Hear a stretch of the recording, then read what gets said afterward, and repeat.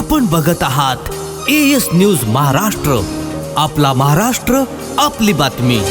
तसे काही आक्रमक झाले पण तेही आम्ही होऊ दिलं नाही, त्यांना आम्ही बाजूला केलं आणि जी काही थोडे हिटेड एक्सचेंजेस झाले त्या संदर्भात आशिष शेलार यांनी श्री भास्कर जाधव यांना सांगितलं, सर्वांच्या वतीनं मी तुमची क्षमा मागतो आणि तो विषय संपला। त्यानंतर भास्कर जाधव साहेब आशिष शेलारांच्या, गिरीश महाजनांच्या सगळ्यांच्या गळे भेटले, त्यांनी गळे भेट केली आणि तो विषय संपवून आम्ही बाहेर आलो। आणि त्यानंतर या सरकारच्या काही मंत्र्यांनी मिळून ही स्टोरी तयार केली, स्टोरी आमचे आमदार सस्पेंड करण्याकरता। कारण या ठिकाणी ओबीसीच्या संदर्भातही हे सरकार फेल झालं आहे आणि मराठा आरक्षणाच्या संदर्भातही हे सरकार फेल झालेलं आहे। आता मराठा आरक्षणाच्या संदर्भात एक केंद्र सरकारकडे ठराव पाठवण्याचा प्रयत्न यांचा चाललेला आहे। खरं म्हणजे पुन्हा एकदा मराठा समाजाला फसवण्याचं काम या ठरावाच्या माध्यमातून होत आहे। मी जाणीवपूर्वक आपल्याकडे जस्टिस दिलीप भोसले जे अलाहाबाद हायकोर्टाचे म्हणजे उत्तर प्रदेश हायकोर्टाचे चीफ जस्टिस होते, त्यांची कमिटी ठाकरे सरकारने तयार केली होती आणि याच्यामध्ये डरायस खंबाटा यांच्यासारखे माजी महाधिवक्ता आणि रफिक दादा यांच्यासारखे ज्येष्ठ विधिज्ञ होते आणि यांनी अतिशय स्पष्टपणे या ठिकाणी काय सांगितलेलं आहे ते आपण बघितलं पाहिजे। जाणीवपूर्वक सांगतो म्हणजे हे किती खोटेपणा करतायत हे आपल्या लक्षात येईल। त्यांनी असं सांगितलं आहे या कमिटीने सरकारच्या, the only option that would be available to the state is to constitute a fresh commission for collecting data in the light of comments observations made by the Supreme Court in the judgement and this report. On receipt of the report of fresh commission, the state will have to approach President of India or commission constituted under Article 338B seeking reservation for socially and educationally backward class of Maratha community। म्हणजे काय, justice भोसलेंनी काय सांगितलं, कमिटीने काय सांगितलं, यांनी सांगितलं की पहिल्यांदा राज्य सरकारला मागासवर्ग आयोग तयार करावा लागेल। सर्वोच्च न्यायालयाच्या निर्णयात ज्या ज्या गोष्टी दिल्या आहेत त्याच्यावरचा डेटा कलेक्ट करून ते कसं चुकीचं आहे याचा रिपोर्ट तयार करावा लागेल आणि मग तो रिपोर्ट हा राष्ट्रपतींकडे पाठवावा लागेल। आता यांचा ठराव म्हणजे कसा आहे, लग्न झालेलं नाही पण पोराचं नाव ठरवून पाठवलं आहे, लग्नच केलेलं नाही आहे पण पोराचं नाव ठरवून पाठवण्याचा हा प्रकार आहे। त्यामुळे अशा प्रकारचा छल हा मराठा समाजासोबत या ठरावाच्या माध्यमातून होतोय। मी पुन्हा एकदा सांगतो, जे जस्टिस भोसलेंनी सांगितलं, डरायस खंबाटा साहेबांनी सांगितलं, रफिक दादा साहेबांनी सांगितलं, ती कारवाई केल्याशिवाय कितीही ठराव केंद्र सरकारकडे पाठवले तरीही आरक्षण हे कधीच मिळू शकत नाही। एवढंच नाही तर याच्यामध्ये 125व्या पानावर काय म्हटलंय, त्यांनी सांगितलं की या कमिशनला काय काय टर्म्स ऑफ रेफरन्स असले पाहिजेत आणि मग म्हटलं Therefore, the way forward to the state to contemplate a mechanism for reservation of Maratha class community is only through the mechanism suggested above। म्हणजे काय म्हटलंय त्यांनी, बॅकवर्ड क्लास कमिशन करून त्यातनं पुन्हा रिपोर्ट तयार करणे हा एकमेव पर्याय आहे, हा एकमेव पर्याय आहे, इतर दुसरा पर्याय नाही। हे ठाकरे सरकारने तयार केलेलं कमिशन या ठिकाणी सांगताय आणि हे मात्र मराठा समाजाची दिशाभूल करण्याकरता या ठिकाणी प्रस्ताव आणतायत। आजचे दोन्ही प्रस्ताव हे हात झटकण्याचे प्रस्ताव आहेत, अतिशय स्पष्टपणे या ठिकाणी दिसत आहे। फेब्रुवारीमध्ये स्थानिक स्वराज्य संस्थांच्या निवडणुका होणार आहेत। कुठल्याही परिस्थितीत या सरकारला स्थानिक स्वराज्य संस्थांच्या निवडणुकांपर्यंत ओबीसींचं राजकीय आरक्षण परत आणायचंच नाही आहे आणि म्हणून ते वेळ काढू धोरण काढतायत आणि इम्पेरिकल डाटा जमा करत नाही आहेत। त्यामुळे आजचे दोन्ही ठराव जे या सरकारने घेतलेले आहेत हे ओबीसी समाज आणि मराठा समाजाची दिशाभूल करून, वेळ काढू धोरण करून केवळ टोलवा टोलवी करणं अशा प्रकारचा हा उपद्व्याप हा या ठिकाणी झालेला दिसतोय।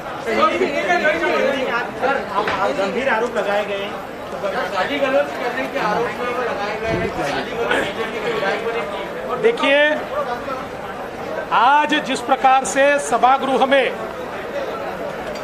ओबीसी के संदर्भ में केंद्र सरकार डेटा दे इसका ठराव लाया गया और उसके ऊपर हमको बोलने नहीं दिया गया, उस समय हमारे कुछ लोग ऊपर चढ़े थे, लेकिन उसके बाद वो सारे नीचे आए। इससे पहले कई बार ऐसी घटना हुई है, कभी किसी को सस्पेंड नहीं किया गया। बाद में हम सारे लोग अध्यक्ष जी के चेंबर में गए, वहाँ पर हमारी बातचीत हुई। शिवसेना के और रूलिंग पार्टी के कुछ एमएलए आए, हमारे भी एमएलए थे, वो आमने सामने आए तो हमने उनको दूर किया। कोई भी गाली बीजेपी के किसी भी सदस्य ने नहीं दी। गाली किसने दी हम सब ने सुनी है, मैं यहाँ बोलना नहीं चाहता, लेकिन हम सब ने सुनी है किसने गाली दी है और ये सत्य बाहर भी आएगा। लेकिन उसके बाद जब बातचीत हुई, हमारे आशीष चेलार जी ने पीठासीन अधिकारी के साथ उनकी क्षमा याचना भी की, उनसे क्षमा भी मांगी। सब लोग गले मिले, अपने अपने रास्ते गए। उसके बाद केवल ओबीसी समाज के सामने इस सरकार का नकाब फट रहा है। ये ध्यान में आने के बाद एक षड्यंत्र के तहत सत्ता पार्टी ने हमारे 12 विधायकों को सस्पेंड किया है। मैं स्पष्ट रूप से कहना चाहता हूं, ओबीसी के लिए हमारी लड़ाई जारी रहेगी। 12 क्या, पूरे 106 एमएलए अगर हमारे सस्पेंड कर दिए तब भी हम लोग लड़ते रहेंगे। इसके साथ साथ मराठा आरक्षण का भी एक प्रस्ताव इस सरकार ने लाया है, जो इसी सरकार ने जस्टिस भोसले कमेटी का जो रिपोर्ट है उस रिपोर्ट से विपरीत इस प्रकार का प्रस्ताव मंजूर किया जा रहा है। सीधा सीधा ओबीसी और मराठा समाज के साथ छलावा करने का काम इस सरकार के माध्यम से चल रहा है। ये हमको पक्का पता चल गया है।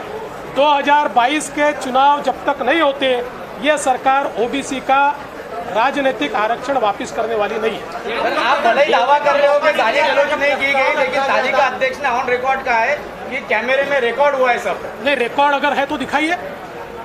देखिए, मेरे ऊपर शायद कल कोई प्रस्ताव भी ला सकता है, लेकिन मैं स्पष्ट रूप से कहता हूं, तालिका अध्यक्ष ने एक तरफा बात कही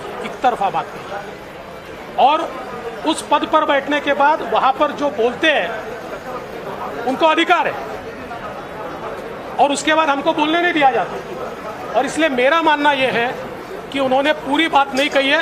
हाँ, ये जरूर है, मैं इस बात को बिल्कुल मान्य करता हूं कि दो बातें हुई, लेकिन उसमें हमारी तरफ से किसी ने गाली नहीं दी और ये पहली बार नहीं हुआ। मैं 22 साल से विधानसभा में हूँ, हर अधिवेशन में यह होता है। हम लोग जो विपक्ष में थे या वो भी विपक्ष में थे तो विपक्ष अध्यक्ष जी के यहाँ जाता है, 5 मिनट जोर जोर से बातचीत होती है, उसके बाद सब शांत होते हैं और हम गले मिलकर बाहर निकले। तो मुझे लगता है कि ये बिल्कुल गलत बात है। एक सन्माननीय भास्कर जाधव साहेब त्या ठिकाणी काय बोलले हे मी आता सांगणार नाही, ते मला देखील शोभत नाही। त्यामुळे ते तिथे बसून काय बोलतात ते सोडून द्या, पण ते काय बोलले हे सगळ्यांनी ऐकलं। ते कदाचित रागात बोलले असतील, पण ते काय बोलले सगळ्यांनी ऐकलेलं आहे आणि त्याच्यानंतर सगळं शांत झालं, संपलं होतं। त्यानंतर ही जी कारवाई झाली आहे ही मॅन्युफॅक्चर्ड कारवाई आहे। मॅन्युफॅक्चर्ड म्हणजे त्यांना असं वाटतं आहे की विरोधकांचे नंबर जर कमी केले, सदस्य जर कमी केले तर विरोधक आपल्यावर हावी होऊ शकणार नाही। त्यांना असं वाटतं आहे की अधिवेशनामध्ये आम्ही वेगवेगळी प्रकरणं काढू, त्या भीतीनं आमच्या लोकांना सस्पेंड करण्याचं काम चाललेलं आहे। तालिका अधिकारी ने आपको ऐसा लग रहा है कि स्पीकर का चुनाव इस तरीके से हो जाएगा, इस वजह से कर रहे हैं? देखिए, ऐसा नहीं हो सकता है। स्पीकर का चुनाव सदस्यों को सस्पेंड करके नहीं लिया जा सकता। इसके बारे में कई प्रकार के दाखले हैं। केबिन के बाहर दोनों तरफ से जो है वो हम कहें कि झड़प हुई थी, दोनों तरफ से कॉलर पकड़ी गई थी, ऐसा भी आपने कहा? मैंने बिल्कुल नहीं कहा कॉलर पकड़े गए थे, ऐसा मैंने कभी नहीं कहा। जिस नेता ने गाली दी तो उसका भी तो नाम डिक्लेयर कीजिएगा। एक तरफा तालिका अधिकारी का रवैया था, इस तरह से नहीं, बिल्कुल आप लोगों ने भी देखा। देखिए, एकेडमिक चर्चा में मैंने कोई बात कही, भुजबल साहब ने कोई बात कही, उन्होंने कैसे गलत बात कही ये मैं बताना चाहता था। एकेडमिक चर्चा थी, मैं तो सुप्रीम कोर्ट का निर्णय पढ़ के दिखा रहा था, मैं कोई अपनी कपोल कल्पित बातें नहीं कह रहा था। मैं खुद एक वकील हूँ और मैं सुप्रीम कोर्ट का ऑर्डर समझता हूँ, और इसलिए मैं सुप्रीम कोर्ट का ऑर्डर पढ़ के दिखा रहा था और मैं बताने की कोशिश कर रहा था आप जिस रास्ते जा रहे हैं उस रास्ते से ओबीसी को कभी आरक्षण नहीं मिलेगा, लेकिन वो चाहते नहीं है, इसलिए उन्होंने भी नहीं सुना, इन्होंने भी नहीं सुना।